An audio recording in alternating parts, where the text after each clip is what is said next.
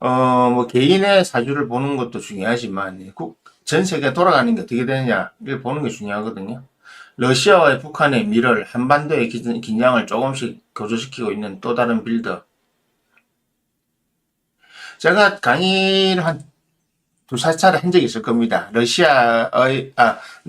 우크라이나 러시아 전쟁, 러시아 우크라이나 전쟁에 북한군이 파병되면 어떤 문제가 발생할 거고 대한민국 미래에 어떤 게 생길 것이다.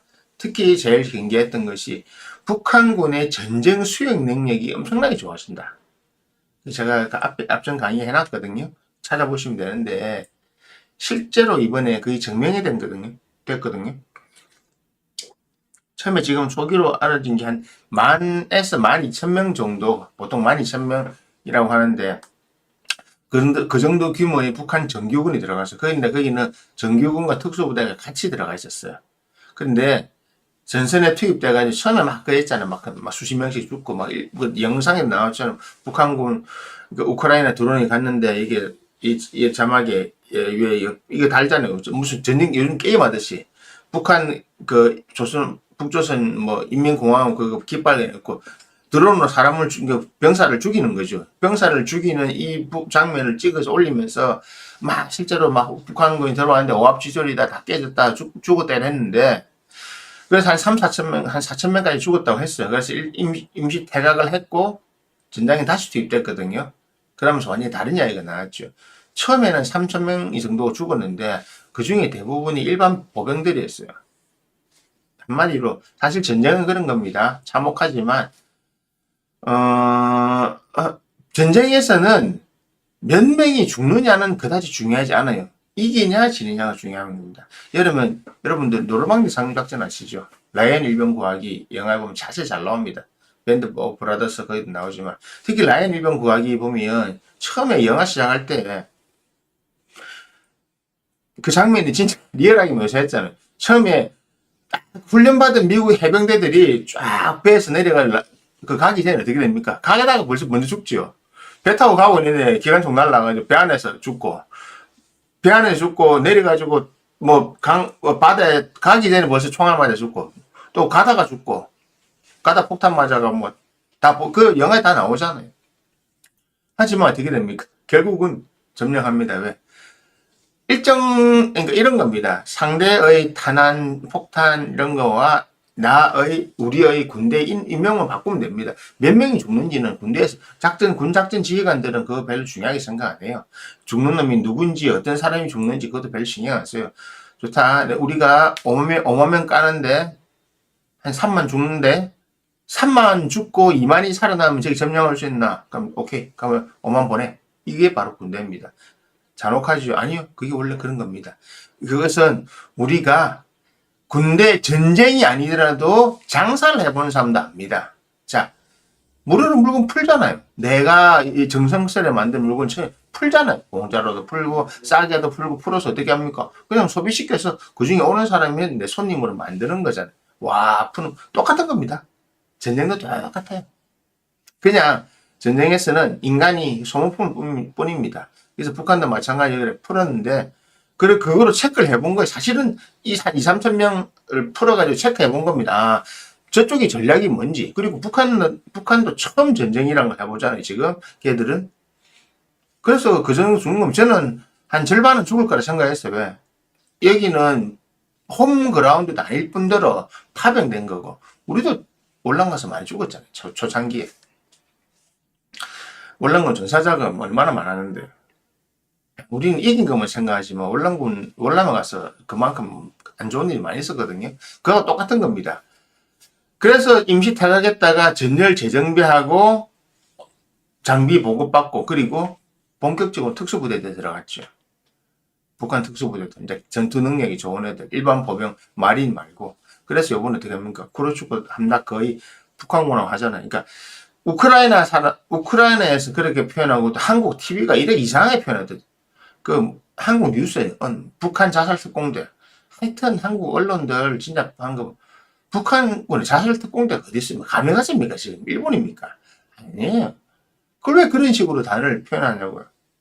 왜? 우크라이나 전쟁에 러시아 나쁜 놈 만들어야 되고 북한 나쁜 놈 만들어야 되니까 그런 정치적 발언이잖아요. 언론에서. 뭐 언론이 중립 사라진 지 오래니까. 북한군 자살 특공대 때문에 우크라이나 전선이 무너졌다. 그게 자살 특공대가 아니에요. 죽음을 불사하고 뛰어드는 거니까. 그러니까 우리나라도 월남전대 자살 특공대였게 전부.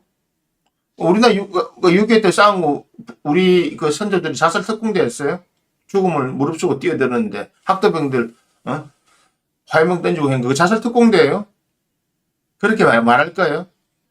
아니잖아요. 물론 뭐 그렇게 말하는 할 말 없어요.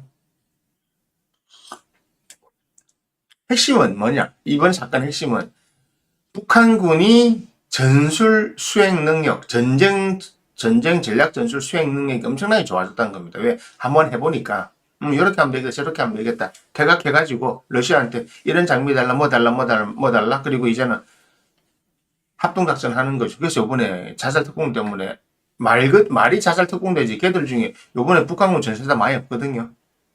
우크라이나 전사자들이 많지. 왜? 굉장히 효율적으로 전쟁을 수행하는 겁니다.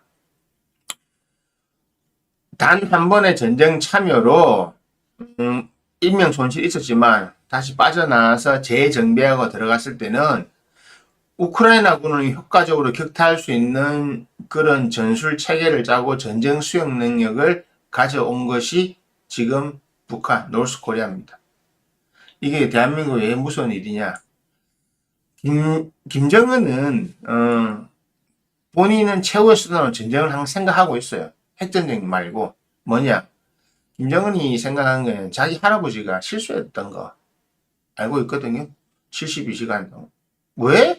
왜 가가지고 서울에서 그래 며칠 있었냐? 사실 글쎄 서울을 며칠 만에 72시간 점령하고 나서 그 다음은 안 움직였거든요. 남친이 늦단 말입니다. 그 파주지대로 계속 밀어봤으면 일본에 있고 미군이 낙동강에 오기 전에 낙동강을 뚫고 들어올 수 있었어요. 근데 북한은 그렇게 하지 않았거든요. 그 천원이 저거는 그 전쟁학자들이 이야기하는 겁니다. 그때 만약 그 파죽지에서 그대로 밀고 내려왔으면 우리는 그대로 쓸렸다. 왜? 피난민들과 북한군이 같이 내려오기 때문에 어떻게 방법이 없었던 거예요. 그냥 밀고 내려서 낙동강 다 뚫렸다. 뭐 어떻게 못 했다. 그거잖아요. 왜냐하면 대한민국 도망가는 속도가 같이 오니까. 근데 잠시 멈춰둔 것 때문에 대한민국이 뭐 어떤 회복의 기회를 잡았다. 낙동강 전선을 방어선을 치고 뭐 했다 이런 게 나오는데. 그래서 김정은은 속전속결밖에 없다. 그래서 하는 게 게릴라전. 그 김정은 이전에도 항상 했던 거는 김정일 때도 했지만은 북한 특수부대를 후방에 침투시켜가지고 후방 교란을 하고 전쟁 나자마자 바로 서울까지 뚫겠다. 근데 문제는 전략은 좋아요. 근데 전략 수행 능력이 없어요. 왜냐하면 북한은 돈이 없고 뭐가 없거든요. 그러니까 전쟁을 일으킬 수는 있지만 승리를 가져갈 수 없는 거는 서로 우리도 알고 있어요. 그거는 대한민국도 알고 있고 전 세계가 다 알고 있어요. 북한은 전쟁 수행 능력이 있기 때문에 전쟁을 일으킬 수 있지만 승리는 가져가지 못한다. 그런데 막대한 피해를 줄 수 있다. 이번에 바로 느낀 거죠. 제가 앞전 영상들에서 말한 것처럼 전쟁 수행 능력을 가져왔고, 그리고 현대전 처음에 드론 때문에 북한군이 몇천 명이 죽고 초토화가 됐지만 지금은 자기들 장비 장착하고 나오고 드론을 이미 추락시키는 그 전술을 들고 나왔잖아요. 그러니까 이 현대전을 수행해본 경험, 전쟁은 경험이 중요하거든요. 싸움하고 똑같은 겁니다. 북한은 그 절호의 찬스를 잡았던 거예요. 공짜로. 돈까지 받아가면서. 이것이 무서운 상황입니다. 대한민국에. 물론 제가 늘 이야기하지만 북한은 전쟁을 승리를 가져가지 못해요. 하지만 심대한 막대한 타격은 남한이 받습니다. 그리고 그 공포심은 여러분들이 조만간에 겪어보시면 알 겁니다. 대한민국에 전쟁 난다면 믿겠어요? 여러분? 대한민국에 포탄이 떨어지고 여러분들이 사는 삶 속에서 전쟁이라는 것이 개입된다면 여러분 상상 안 하겠죠? 설마 하겠죠? 예, 설마가 뭘 잡는다고요? 그게 바로 이미 정해진 상황이란 겁니다. 쭉. 오랜 기간 동안 정해진. 설마가 사람 잡습니다. 실제로. 설마가 사람 제일 잘 잡습니다. 그래서 북한은 이 파병을 통해서 엄청나게 많은 걸 가져옵니다. 실제 1. 전쟁 수행 능력, 2. 현금 확보, 3. 러시아로부터 받을 수 있는 다양한 무기들. 우리가 그랬거든요. 월남전 때 가가지고 미국 그 무기 진짜 많이 가져왔거든요. 그런 것들. 그리고 전쟁 수행 능력을 해봤잖아요. 근데 그 뒤로는 우리가 전쟁을 해보지 않았습니다.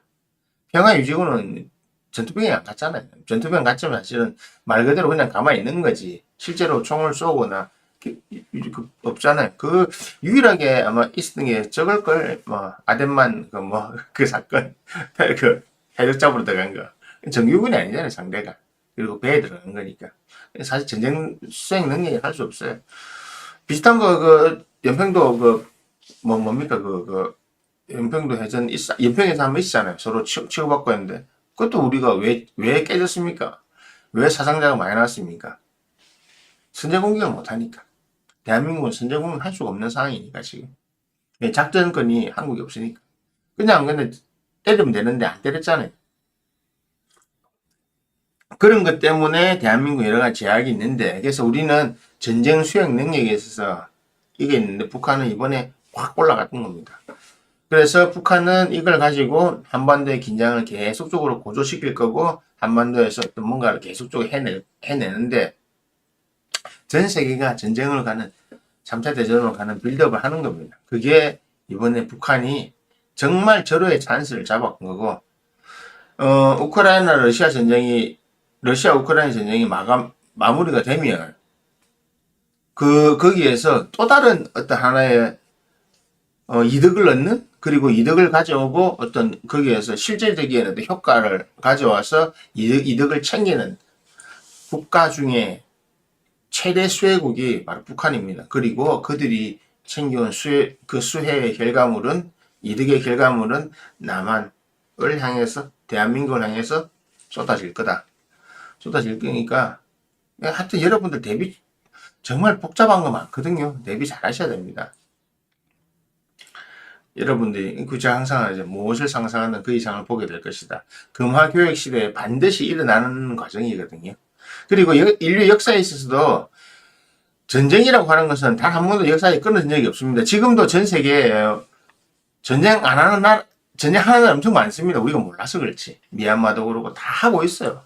우리나라가 아니까 몰라서 그렇죠. 마찬가지입니다. 스페인에 사는 사람들이 우크라이나 러시아 전쟁 사실 유럽이 일어난 거지만 신경은 별로 안 쓰잖아요. 대한민국에서 북한과 남한이 전쟁 벌인다? 별로 신경 안 써요. 싸우는 갑다. 우리나라 북한이 잘 모르는 사람도 많잖아요. 외국 나갈 때 항상 코리아 이러면 노우스냐 사우스냐 물어본다 하잖아요. 실제 물어보고 말해야 돼요. 북한이냐 아니냐北한이냐南한이냐 그거 말해줘야 돼요. 저 옛날에 그거 진짜 들었다니까요. 한국어는 하니까 중국어로 하니까 니北한 남한 그때만 해도 2000년 초니까 남한 사람이 중국에 그다지 많지 않을 때니까 자기들이 볼 때 북조선은 자기들과 혈맹 동맹 관계니까 북조선 사람들을 볼 일은 많지만 북한 사람들을 볼 일은 그러니까 많지만 그때도 북한이란 말도 안 했어요. 베이차오시 북조선이냐 아니면 어디냐 이렇게 물어봤거든요. 아니네 남한이라고. 그때도 벌써 그랬어요. 우리 대한민국은 여러 가지 지금 악재들을 많이 겪고 있는데, 이 악재들이 사실은 어떤 큰 사건을 통해서 하나하나 빌드업 해 나가고 있는 과정입니다. 여러분 잘 준비하셔야 됩니다. 북한은 이번 미러를 통해서 많은 것을 얻었습니다. 러시아로부터. 그리고 공개는 안 됐지만, 이번에 북한군 미사일까지 쏘았거든요. 실제로. 미사일 실험을 하고 있어요, 지금. 시험을 하고 있어요. 북한군 미사일, 북한군 야포, 북한군 전술 수행 능력, 그리고 북한군이 현대전, 드론을 사용한 현대전에 아마 그 최초로 경험한 나라가 북한, 러시아, 우크라이나 세 개잖아요. 보시오. 꽤나 드론을 치고받고 왔는데, 여기에서 드론을 상대로 지상의 보병들이, 한마디로 말하면, 무탈리스크에 대해서, 스타크래프트 무탈리스크에 대해서 마린이 어떻게 상대할 것이냐. 그 전술적인 전술적인 수행 능력을 이번에 테스트한 거거든요. 많은 성과를 가져갔습니다. 앞으로도 가져갈 거고, 한국은 그 신경 많이 써야 됩니다. 우리는 아직까지 군 현대화는, 그러니까 우리나라 국방 전력이 많은 건 알고 있지만, 사실은 예비군이나 군인 전체 수는 북한이 많습니다. 우리보다. 인구 대비도 그렇지만 사실 북한이 더 많습니다. 하여튼 너무 마음 편하게 생각하지 마시고 항상 긴장하고 조심하셔야 됩니다. 무엇을 상상하면 그 이상이 벌어지는 게 지금 사회니까요.